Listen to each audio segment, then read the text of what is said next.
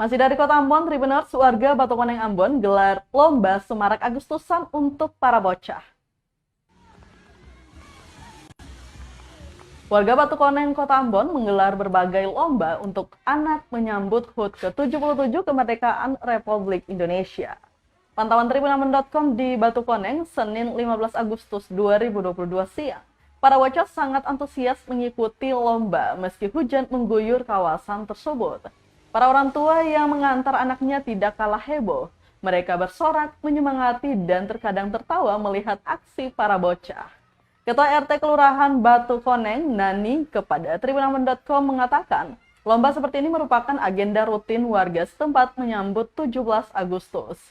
Dijelaskan, lomba yang digelar diantaranya lompat karung, gigi sendok, joget balon, makan kerupuk, dan memasukkan paku ke dalam botol.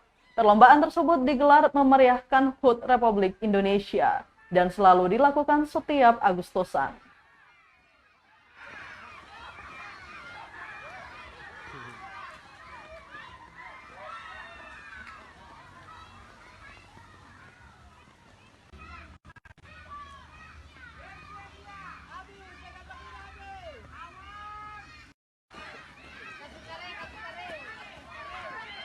Terima kasih sudah nonton. Jangan lupa like, subscribe, dan share ya.